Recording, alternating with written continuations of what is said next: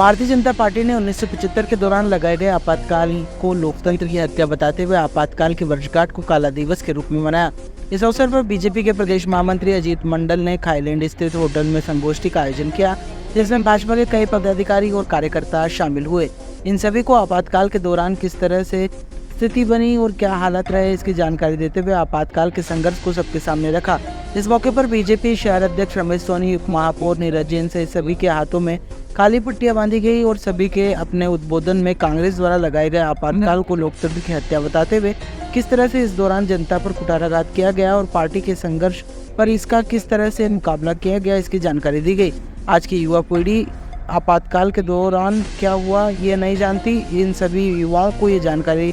देना इस कार्यक्रम और संगोष्ठी का उद्देश्य था, जिसमें कि वह स्थिति को समझे। देश के अंदर लोकतंत्र की हत्यारी कांग्रेस के बारे में आज की पीढ़ी को बताने के लिए ये आपातकाल के ऊपर संगोष्ठी अजमेर जब शहर में आयोजित की गई है। समय के साथ में बहुत कुछ बदलाव आया है। बहुत सारे लोगों ने 75 के बाद में जो लोग जन्मे हैं उन लोगों को उन काल परिस्थितियों के अंदर लोगों ने कितना संघर्ष किया, कांग्रेस ने किस प्रकार लोकतंत्र की हत्या की, एक आम आदमी के मौलिक अधिकारों का हनन किया,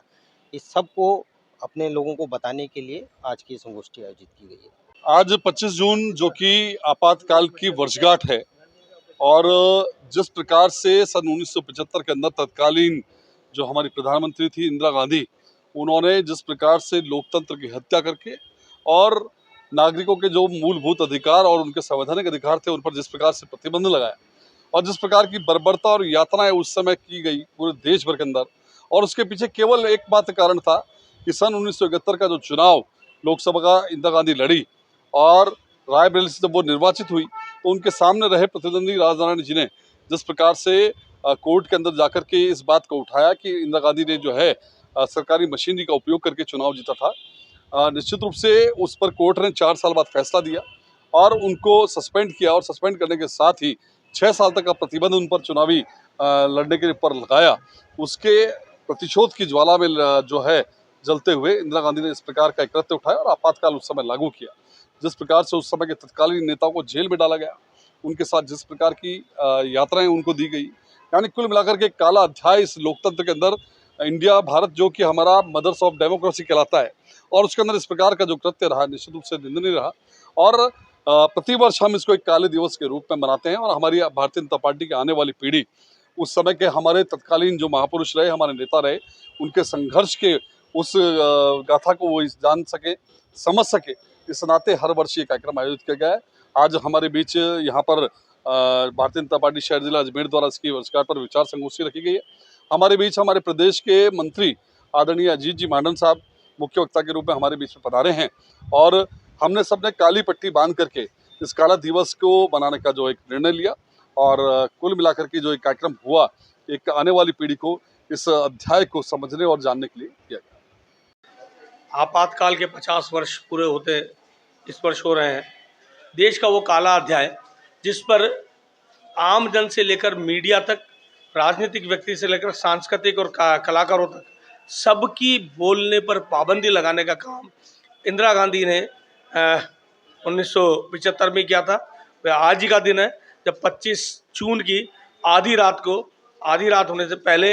इमरजेंसी की घोषणा की गई। इससे पूर्व भी 2 बार इमरजेंसी लगी, लेकिन वो लगी जब राष्ट्र पर संकट आया, राष्ट्र पर हमला हुआ। लेकिन पहली बार अपनी सरकार बचाने के लिए, अपनी सत्ता बचाने के लिए, अपने परिवार को बचाने के लिए और कांग्रेस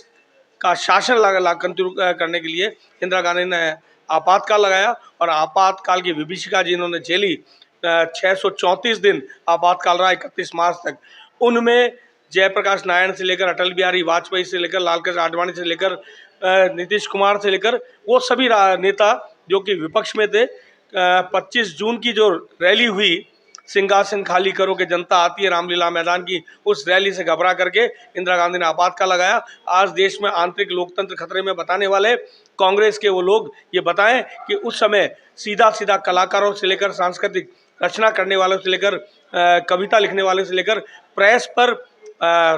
ब्यूरोक्रेसी पर, सब पर जिस प्रकार से प्रतिबंध लगाया, जिस प्रकार से उनका गला घोटा, जिस प्रकार से नसबंदी जैसा एक गंदा अभियान चलाया से लेकर जिस प्रकार के जो काम किए, उसको आज के दिन हम सबको ये याद दिलाता है, क्योंकि हम उस समय नहीं थे लेकिन आपातकाल उस समय लगा। आपातकाल की इन दुर्हुई घटनाओं को ध्यान करके ध्यान में आता है, कांग्रेस हमेशा लोकतंत्र की विरोधी रही है, लोकतंत्र का विरोध करती रही है। आज इसके उपलक्ष्य में भारतीय जनता पार्टी द्वारा पूरे देश में आपातकाल का काला दिवस मनाया जा रहा है। उसके निमित्त यहाँ पर संगोष्ठी का आयोजन।